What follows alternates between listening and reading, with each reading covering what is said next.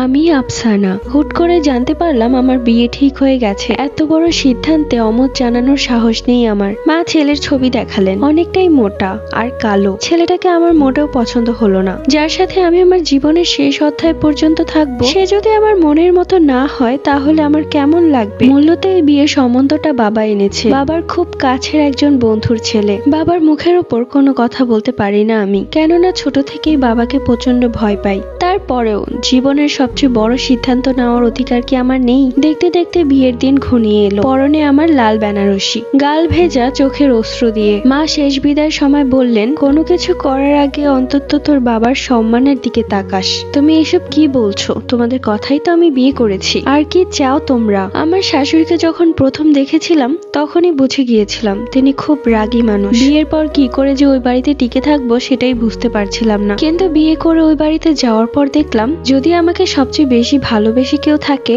সে হচ্ছে আমার শাশুড়ি। আমি যেন তার ছেলের বউ না, বরং বান্ধবী। আমি প্রথমে ভেবেছিলাম কালো মানুষের মনও হয়তো কালো মানুষের মতোই কুৎসিত হয়, কিন্তু আমার সেই ধারণা পাল্টে দিলেন আমার স্বামী। বাসার ঘরে সে আমাকে অনেকগুলো কথা দেয়, যদি কখনো মনে হয় তোমার প্রতি আমার ভালোবাসা কমে গেছে, নির্দ্বিধায় আমাকে মেরে ফেলো, তারপরও আমি কিচ্ছুটি বলবো না। বাসর রাতে আমরা দুজন সারা রাত বসে চাঁদের দিকে তাকিয়ে গল্প করেছি। কত কথা বলেছি, মনে হয়েছিল এত কথা আমার পেটে জমে আছে। সে তখন হাসতে হাসতে বলল, তোমাকে যখন প্রথম দেখেছিলাম একদম চুপচাপ। প্রথমে তো ভেবেছিলাম তুমি কথাই বলতে পারো না, কিন্তু এখন দেখছি তোমার ভেতরে কথার পাহাড় রয়েছে। এরপর তার সাথে আমার বিবাহিত জীবন ভালোই কাটছিল। আমি তখন আমার বাবা মাকে অনেক অনেক ধন্যবাদ জানালাম যে তারা আমার জন্য আমার লাইফ পার্টনার হিসেবে বেস্ট একজন মানুষকে চুজ করেছে। দেখতে দেখতে কেটে গেল বিয়ের ৬টি মাস। আমি এখন ৩ মাসের অন্তঃসত্ত্বা। আমার শাশুড়ি মা কত যে আদর করে আমাকে, একটা কাজও করতে দেয় না, এমনকি ভাত তুলে খাইয়ে দেয়। আমাদের জীবনটা কত সুন্দর তাই না? কত স্বপ্ন, বাবু আসবে পৃথিবীতে, বাচ্চাকে নিয়ে কত খেলবো, কত সুন্দর একটা পরিবার হবে আমাদের। একদিন রাত ১২টা ৪০ নাগাদ আমার ননাস ফোন করে বলল তার স্বামী স্ট্রোক করেছে, তাকে হাসপাতালে ভর্তি করা হয়েছে। আমার শাশুড়ি তখন আমাকে বাড়িতেই থাকতে বললেন। এই অবস্থায় বের হওয়া একদমই ঠিক না। সকালবেলা খবর এলো আমার ননাসের স্বামী মারা গেছে। সবাই কান্নায় ভেঙে পড়লো। স্বামী মারা যাওয়ার পর তিনি তার এক ছেলে এবং মেয়েকে নিয়ে চলে আসলো আমার বাড়িতে, মানে আমার শ্বশুর বাড়ি এবং তার মায়ের বাড়ি। তিনি আসতেই পারেন, তার মায়ের বাড়ি, এমনকি তার ভাইয়ের বাড়ি। আমারও খুব কষ্ট লেগেছিল। একা একটা মানুষ কি করবে, তার উপর মেয়েটা ছোট, এই বয়সে বাবাকে হারিয়ে ফেলেছে। তখন আমরা আমাদের বেডরুম ছেড়ে দিয়ে পাশের ছোট্ট রুমটায় সব জিনিসপত্র সেখানে রাখলাম। আমার শাশুড়ি মায়ের আদেশ, যেহেতু ওর বাচ্চারা বড় বড় তাই ওই রুমটাই লাগবে। কি আর করার, রুমটা ছেড়ে দিতে।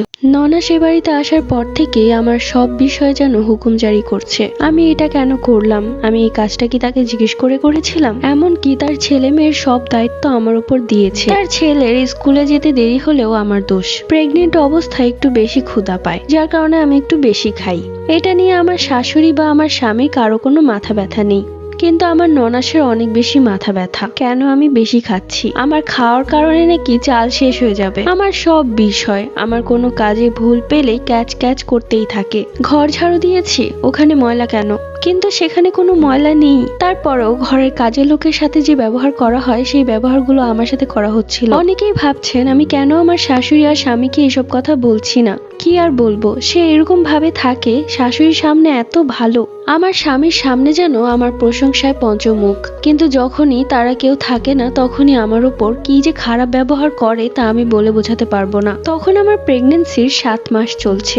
ডাক্তার সাফ বলেছে আমি যেন কোনো ভারী কাজ না করি, এমনকি খুব কেয়ারফুলি চলতে হবে। আমার শাশুড়ি একটা কাজে বাহিরে গিয়েছিল, তখন আমার ননাস তার কিছু ড্রেস এবং তার বাচ্চাদের স্কুল ড্রেস এনে দিয়ে বলল সেগুলো ধুয়ে যেন আমি ছাদে শুকাতে দিয়ে আসি। তখন আমি তাকে বললাম ডাক্তার আমাকে ভারী কাজ করতে নিষেধ করেছে, আর বসে বসে কাপড় কাচা সেটা তো একদমই সম্ভব না। তাই আপা আপনি কিছু মনে করবেন না, কষ্ট করে যদি আপনি ধুয়ে দিতেন। এই কথা বলতে সে আমার চুলের মুঠি ধরে ঠাস করে আমাকে একটা থাপ্পড় মেরে বসে। আমি অবাক হয়ে তার দিকে তাকিয়ে রইলাম। মানুষটা বহুরূপী, আমার আমার স্বামী সকালেই কাজে চলে যেত আর আমার ননাসও আমার শাশুড়িকে নানা উছিলায় বাহিরে বের করত। সেই সুযোগে আমার উপর যে কি অত্যাচার করত তা আমি বলে বোঝাতে পারবো না। আমার ভেতরে এতটা ভয় ঢুকে গিয়েছিল যে যখন আমার স্বামী আর শাশুড়ি বাসায় না থাকতো তখন নিজের ঘরে গেট লাগিয়ে বসে থাকতাম। হাজার গেট পিটিয়ে ভেঙে ফেললেও খুলতাম না ভয়ে। কেন যেন তাকে আমার কাছে ডাইনি মনে হতো, আবার মনে হতো তার মাথায় সমস্যা আছে। এমনই একদিন আমার স্বামী সকালবেলা কাজে চলে গেলে বিকেলবেলা আমার ননাস শাশুড়িকে কোনো একটা উছিলায় তার এক আত্মীয়ের বাড়িতে পাঠায়। তখন আমি ঘুমিয়েছিলাম। আমার ননাস কোন ফাঁকে আমার ঘরে এসে একটা ওড়না দিয়ে আমার পা বাঁধতে লাগলো। কি করছেন এসব? আমার পা বাঁধছেন কেন? এরপর সে আমার হাতও বেঁধে ফেললো। বাড়িতে শুধু আমার ননাস আর আমি, বাচ্চারা তার নানুর সাথে। আমার হাত পা বেঁধে সে আমার উপর কেরোসিন তেল ঢালতে লাগলো এবং হাসতে হাসতে বলল আমাকে নাকি পুড়িয়ে মারবে, সাথে আমার বাচ্চাকেও। সে একদম একটা ভারসাম্যহীন মানসিক রোগীর মতো করছিল। আমি ভয়ে চিৎকার করতে থাকি। তখন সে রান্নাঘর থেকে ময়লা কাপড় এনে আমার মুখে গুজে দেয়। আমি আসলে বমি করে দিয়েছিলাম, চোখ দিয়ে অনবরত পানি পড়ছে। আজকে হয়তো আমার শেষ দিন। মনে মনে আমি আল্লাহকে ডাকতে লাগলাম, আল্লাহ আমাকে বাঁচাও। ঠিক তখনই কলিং বেল বাজতেই আমার ননাস পাগলের মতো করছিল। সে তাড়াতাড়ি আমার পায়ের বাঁধন এবং হাতের বাঁধন খুলতে লাগলো। সে এতটা ভয় পেয়ে গিয়েছিল। আমি এবার ঠিক করলাম আমার ননাসের সব অত্যাচারের কথা আমি সবাইকে বলে দিব। যা হওয়ার হোক, দরকার পড়লে আমি আমার বাবার বাড়িতে চলে যাব।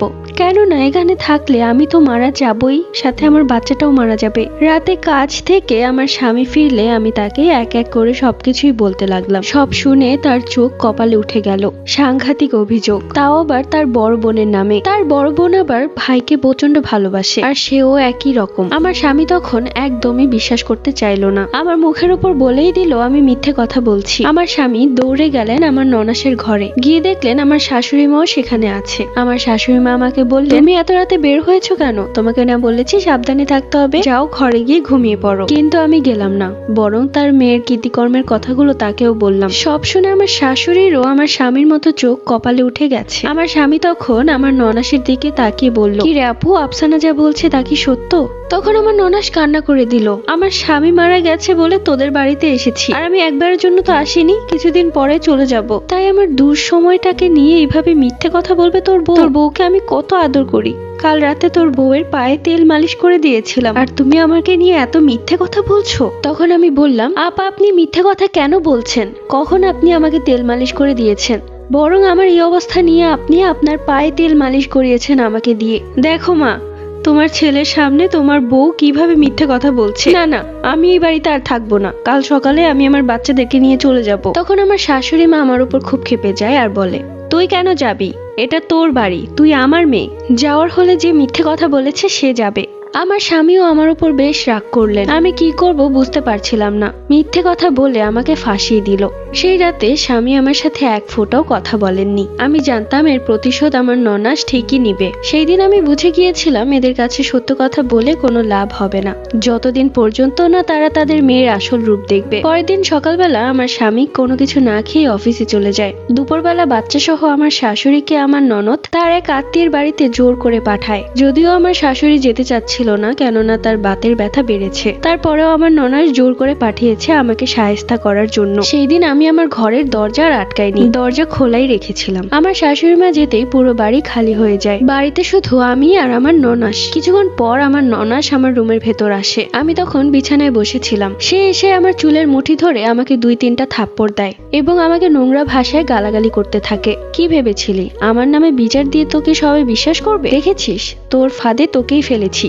আমার ভাই আর আমার মা কখনোই তোকে বিশ্বাস করবে না, কেননা তাদের সামনে তোর সাথে খুব ভালো ব্যবহার করি, আর তাদের যাওয়ার পর তোর উপর কি অত্যাচার করি সেটা তো তুই ভালো করেই জানিস। এরপর সে আমাকে আরো একটা থাপ্পড় মারে এবং চলে যায়। রাতে আমার স্বামী আসা মাত্রই ননাস তার ঘরে ডেকে নেয়, সাথে শাশুড়িকেও। ননাসের রুমে গিয়ে দেখলাম আমার স্বামী এবং শাশুড়িকে আমার ননাস কি যেন একটা বলছিল। আমাকে দেখা মাত্রই চুপ হয়ে গেল। তখন আমার স্বামী রাগান্বিত কণ্ঠে বলল, তুমি এই অবস্থায় কেন এসেছো? যাও ঘরে গিয়ে বিশ্রাম নাও। আমি তখন আমার শাশুড়ি এবং স্বামীর সামনে বললাম, আজ আপনি কি করেছেন আমার সাথে সেটা একটু বলুন। তখন আমার ননাস বড় গলায় বলল, কি করেছি তোমার সাথে? তোমার সাথে তো আমি কিছুই করিনি। তুমি কি ভেবেছো আবারও মিথ্যে কথা বলে আমার ভাই এবং মায়ের কাছে আমাকে খারাপ করবে? আমি তখন মুচকি হাসি দিয়ে আমার ফোন বের করলাম আর গ্যালারিতে ঢুকেই আজকের ভিডিওটা বের করে আমার শাশুড়ি এবং স্বামীকে দেখাতে লাগলাম। সেই ভিডিওতে দেখা যাচ্ছে আমার ননাস আমাকে কিভাবে মারছে এবং কি অকথ্য ভাষায় গালাগালি করছে। এই সবকিছু দেখে আমার শাশুড়ি এখনই স্ট্রোক করবে এমন অবস্থা। তার বুকে ব্যথা শুরু হয়ে গেল। আর এইসব দেখে আমার স্বামীর চোখ লাল হয়ে সেই চোখ দিয়ে পানি গড়িয়ে পড়লো। তার স্ত্রীর এই অবস্থা, তার ওপর কিভাবে মারছে। আমার ননাস তখন কাঁদতে শুরু করলো আর বলতে লাগলো এগুলো নাকি সব মিথ্যা, সব নাটক সাজানো হয়েছে তার বিরুদ্ধে। আমার স্বামী তখন কষিয়ে একটা চড় মারে ননাসের গালে। তখন আমার ননাস শাশুড়ির কাছে যেতে নিলে আমার শাশুড়ি মা দূর থেকেই বলে এক্ষুনি বিদায় হয় বাড়ি থেকে। আমার ননাস তখন কোনো মুখ পায় না কথা বলার। আমি তখন চিৎকার করে আমার শাশুড়ি এবং তার ছেলেকে বললাম ছোট থেকে বড় হয়েছি, আজ পর্যন্ত আমার বাবা মা আমার গায়ে একটা ফুলের টোকাও দেয়নি, কিন্তু আপনার মেয়ে আমার জীবনটা একদম ধ্বংস করে দিয়েছিল। শুধু আমার জীবনটাই না, আমার বাচ্চাটাকেও শেষ করে দিতে চেয়েছিল। এমনও দিন গেছে সে আমাকে এক নলা ভাতও খেতে দেয়নি। আমি তো কবেই বাবার বাড়িতে চলে যেতাম, কারণ এত অত্যাচার আমি কোনোভাবেই সহ্য করতে পারছিলাম না। কিন্তু আমি ভাবলাম আমি যদি আমার বাপের বাড়িতে চলে যেতাম তাহলে এই সত্যগুলো কখনোই আপনাদের সামনে আসতো না এবং আমি সারা জীবন মিথ্যাই থেকে যেতাম। আমার মতো অনেক মেয়েরাই আছে যারা শ্বশুর বাড়িতে অত্যাচার সহ্য করতে না পেরে বাপের বাড়িতে চলে যায় এবং এক পর্যায়ে ডিভোর্স হয়ে যায়। কিন্তু তাদেরকে যারা বের করে দিল তারাই ভালো, আর যারা অপমান অপদস্থ সহ্য করতে না পেরে চলে গেল তারাই খারাপ হয়ে সারা জীবন রয়ে গেল। তাই বলছি মেয়েরা, তোমরা এখন থেকে আর ভয় পাবে না, বরং সব সময় সত্যের পথে লড়াই করে যাবে। সেই রাতে আমার ননাস চলে গেল, কেউই আটকায়নি তাকে, আমিও আটকাইনি তাকে, কেননা ভালো মানুষের দাম নেই। আর আটকালে বা কি, সে শুধু আমার ক্ষতিই করত। কিন্তু চলে যাওয়ার সময় সে আমাকে বলে আমার একটা বড় ধরনের ক্ষতি করে ছাড়বে। আমি আর ওসব কথা গায়েই মাখিনি, সে তো চলেই গেছে, আমার আর কি ক্ষতি করবে। কয়েকদিন পর আমার ব্যথা শুরু হয়ে যায় এবং আমাকে হাসপাতালে নিয়ে যাওয়া হয়। ডাক্তার বেরিয়ে এসে বলল আমরা শুধু মাকে বাঁচাতে পেরেছি, বাচ্চাটা মৃত হয়েছে। আমার খুব সুন্দর ফুটফুটে একটি মেয়ে হয়েছিল, বাচ্চাকে হারিয়ে এখন আমি প্রায় পাগল। আমার বাচ্চাকে কবর দেওয়া হয়েছে। বাচ্চা মারা যাওয়ার কিছুদিন পরে আমার ফোনে আননোন নাম্বার থেকে একটি মেসেজ আসে। মেসেজে লেখা ছিল, দেখেছিস আমি আমার কথা রেখেছি, বলেছিলাম না তোর সবচেয়ে বড় ক্ষতি করব। অবশেষে আমি ক্ষতি করেই ছাড়লাম। তার কিছুদিন পরে এক কবিরাজের মাধ্যমে জানতে পেরেছিলাম আমার বাচ্চাটা নাকি কালো জাদুর মাধ্যমে মারা গেছে। দোয়া করি যে এই কাজটা করেছে আল্লাহ যেন তার বিচার করে। সবাই ভালো থাকবেন, আল্লাহ হাফেজ।